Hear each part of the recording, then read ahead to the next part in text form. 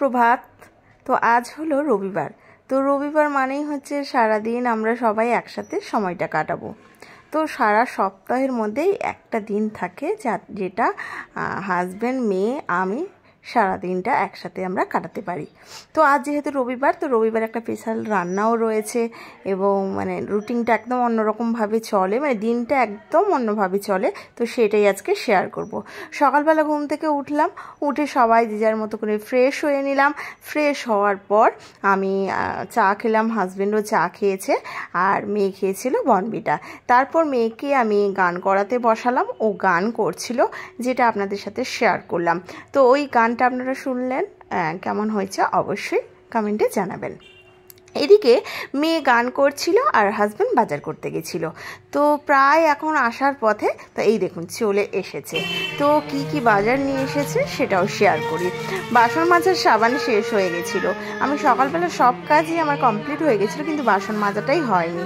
তো ও এবার ভিমবার নিয়ে এসেছে, এবার আমার বাসন মাজাটা হবে। তো যাই হোক, কী কী নিয়ে এসেছে আরও সেগুলো শেয়ার করি। এদিকে চাল এনেছে, কাসুন্দি এনেছে, টক দই এনেছে, টমেটো এনেছে, আটা এনেছে। আর এই কালো প্লাস্টিকে কি রয়েছে জানেন তো? দাঁড়ান বলছি, সেটা শেষে বলছি। আর গরম মশলা এনেছে, আদা এনেছে, রসুন এনেছে। তো এটাই ছিল আজকের বাজার। এবার বলি ওই কালো প্লাস্টিকে কি রয়েছে। তো রয়েছে, এই যে দেখুন, রয়েছে খাসির মাংস। তো আজকে রবিবারে এটাই আমাদের স্পেশাল রান্না, একদম খাসির মাংস রান্না করব। তো সেই রেসিপিটি কিন্তু শেয়ার করব। ভিডিওটা যারা দেখছেন দেখতে থাকুন, কোথাও যান না। চলুন একদম সরাসরি চলে এলাম রেসিপিটি নিয়ে, কেননা আরও যদি কোনো কিছু আমি শেয়ার করি ভিডিওটা অনেক বড় হয়ে যাবে। তো সেই জন্য একদম সরাসরি চলে এলাম রান্নাটা নিয়ে। তো আমি কিভাবে আজকে খাসির মাংস রান্না করব সেটাই শেয়ার করব, অর্থাৎ মাটন। তো অনেকে তো অনেক রকমের ভাবে যে যার মতো করে রান্না করেন, আমি আমার মতো করে রান্না করি, সেটাই শেয়ার করব। আর আজকে খাসির মাংসটা করব একদম পাতলা ঝোল, বুঝেছেন? আরও একটু গল্প করে নিই।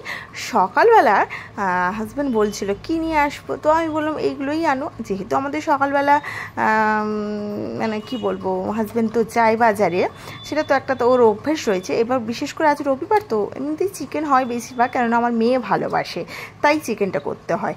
তো যাই হোক, তো হাজব্যান্ড বলছিল কী আনবো। আমি বললাম কী আনবো করছি, কি মাটন আনবে নাকি? ও মা, নিয়ে তো চলে এসেছে। তো যাই হোক, এখন দেখুন, প্রথমে আমি ওই গরম জল দিয়ে মাটনটাকে ধুয়ে নিয়েছি, জানেন তো। এবার মাটনটাকে ম্যারিনেট করে রেখে দিচ্ছি। তাই তাতে দিলাম পরিমাণ মতো নুন, হলুদ গুঁড়ো, লঙ্কা গুঁড়ো আর সর্ষে তেল দিয়ে ভালো করে মাখিয়ে এবার রেখে দিলাম। বাকি যেগুলো লাগবে সেগুলো এবার কেটে নিলাম। তো কি কি কেটেছি দেখুন। এখানে নিয়েছি পেঁয়াজ, 3টে বড় সাইজের পেঁয়াজ নিয়েছি, আলু নিয়েছি, আর আদা রসুন বাটবো বলে সেগুলোকে রেডি করে নিয়েছি, আর টমেটো নিয়েছি। আলু নিয়েছি, টমেটো, 2টো টমেটো মিডিয়াম সাইজে কেটে নিয়েছি, আর এখানে আদা আছে, এই যে আদা রয়েছে, ছোট ছোট করে কিউব করে কেটে নিয়েছি, যেহেতু আমি মিক্সিংয়ে পেস্ট বানাবো তো তাই। আর এখানে 3টে বড় সাইজের পেঁয়াজ নিয়েছি। তো এটাকে ফার্স্টে আমাকে পেস্ট বানিয়ে নিতে হবে।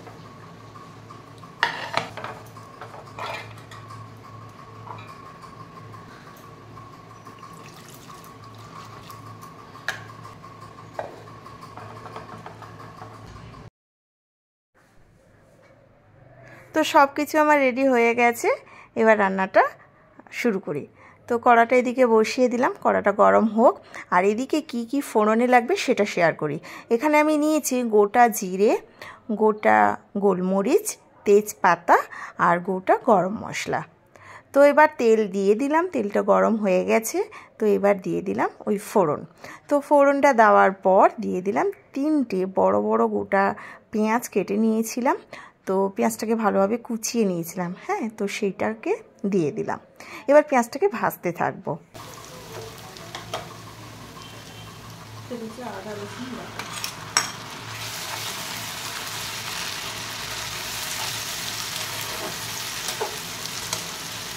তো পেঁয়াজটা প্রায় 50% ভাজা হয়ে যাওয়ার পর আমি আদা রসুন বাটা দিয়েছিলাম। এবার দিয়ে দেবো টমেটো কুচি। এবার একসাথে ভালো করে মশলাটাকে কষিয়ে নেব। তো তো প্রায় কষানো হয়ে এলে এবার দিয়ে দিচ্ছি পরিমাণ মতো নুন, হলুদ গুঁড়ো আর দিয়ে দেবো লঙ্কা গুঁড়ো, দিয়ে ভালো করে আবার মশলাটাকে কষাতে থাকবো। আচ্ছা, আর একটা কথা বলি, এখানে মশলা বেশ ভালো করে কষানোর কোনো দরকার নেই। মিনিমাম 70% মতো মশলাটা কষালেই হবে। বেশি যদি এখন মশলা কষিয়ে দেওয়া হয়, পরবর্তী মশলা কিন্তু পুড়ে যাওয়ার সম্ভব থাকে। তাই এখানে আমি 70% মতো মশলাটা কষিয়ে নেওয়ার পর ম্যারিনেট করা মাটন দিয়ে দিলাম। এবার দেওয়ার পর প্রায় 7-8 মিনিট ধরে রান্নাটা করেছিলাম। তারপর এই যে বেশ বড় বড় করে আলু কেটে রেখেছিলাম, সেটা দিয়ে একসাথে রান্না করেছিলাম। হ্যাঁ, আরও একটা কথা বলি, এখানে অবশ্যই এই রান্নায় গরম জল লাগবে। হ্যাঁ, তাই আমি পাশে একটা পাত্রে জল বসিয়ে দিয়েছি গরম করার জন্য। তো দেখলেন এই বেশ বড় বড় করে আলু কেটেছি, তো সেই আলুগুলো দিয়ে দিলাম। দিয়ে এবার রান্নাটা করতে থাকবো যতক্ষণ পর্যন্ত যে জলটা দেখতে পাচ্ছেন সেটা যতক্ষণ পর্যন্ত মানে শুকিয়ে যায়, যতক্ষণ পর্যন্ত এই জলটা শুকিয়ে যাবে, তারপর আবার অল্প গরম জল দিয়ে আবার রান্নাটা করতে থাকবো। কেননা এটা হচ্ছে মাটনটা একটু তো সময় লাগবে, তাই না? সেটাই। হ্যাঁ, আরও বলি, এখানে শুধু কি মাটন দিয়ে খাবো, আজকেও তার সাথে কি কি রান্না করেছি সেটাও শেয়ার করি। আজকে আরও রান্না করেছিলাম সরু সরু কেটে নেওয়া আলুর ভাজা। তো এখন ওই যে আলু ভাজছি। আর আরও একটা রান্না করেছিলাম, সেটা হচ্ছে ঢ্যাঁড়স ভাজা। তো হাজব্যান্ড এটাই বললো যে এটাই করে ফেলো, তো ওটাই করেছিলাম।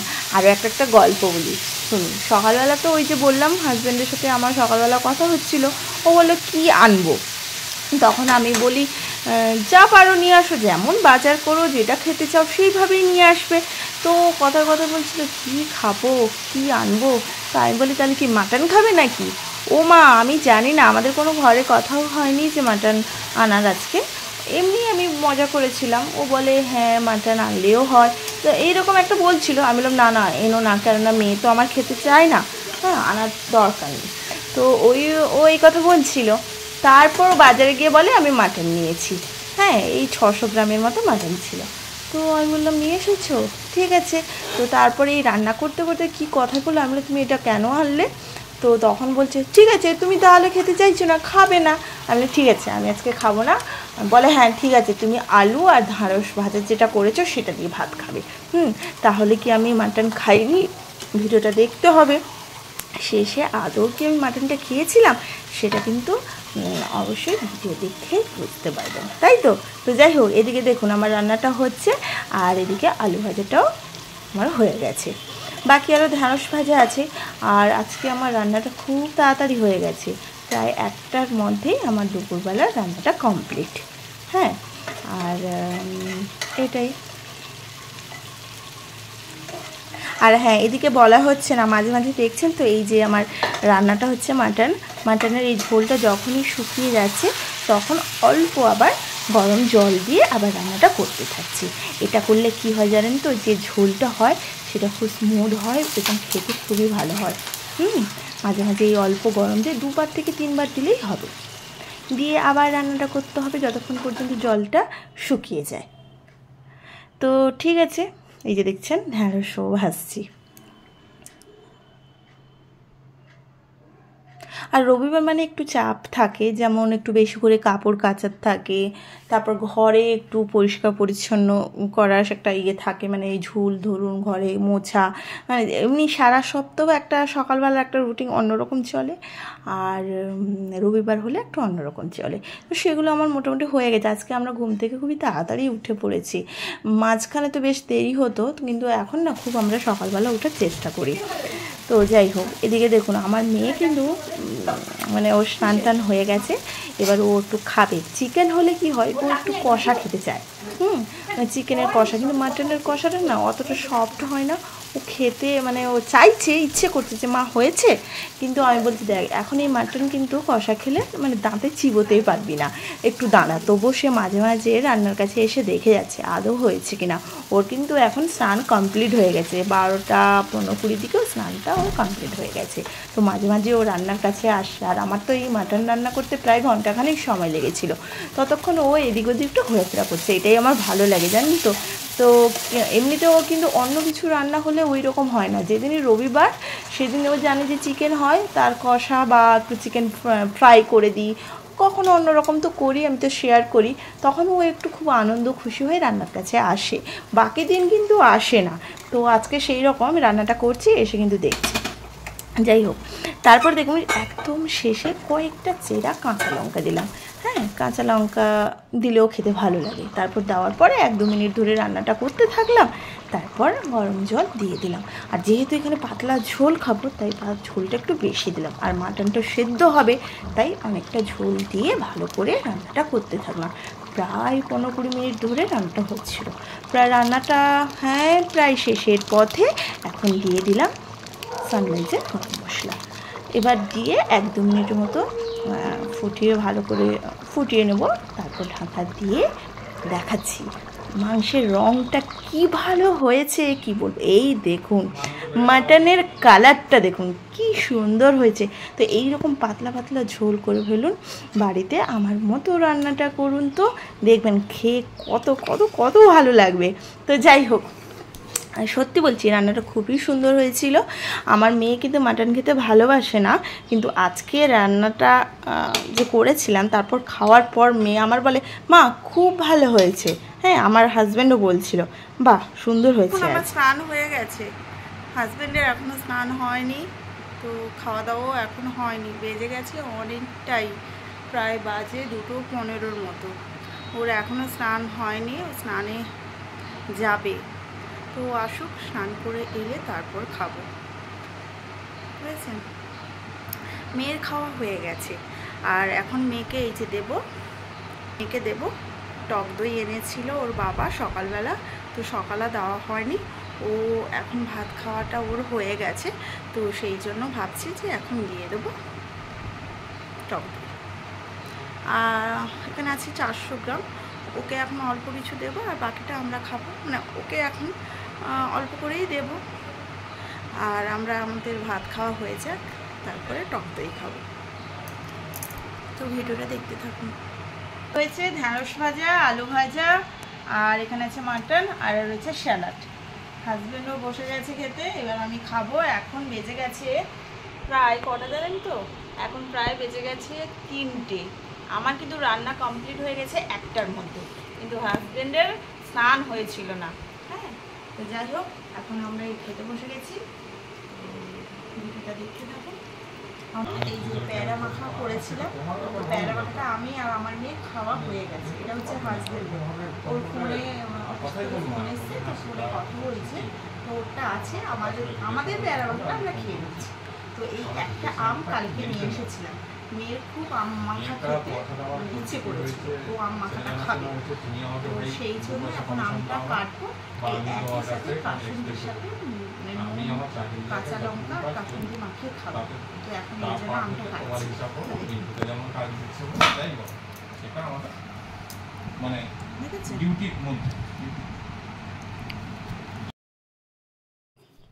তো বিকেলবেলা এই খাওয়া, প্যারা এনেছিলাম, তো প্যারা মাখাটা আগে খাওয়া হয়ে গেছে আমাদের, এই কিছুটা রয়েছে হাজব্যান্ডের জন্য। আর একটা আম এনেছিলাম, মেয়ে তো খাবে বলে 2 দিন ধরে বায়না ধরছিল, তো এখনই ওকে কেটে খাওয়াবো, আর আমিও খাবো, আমিও খেতে খুব ভালোবাসি।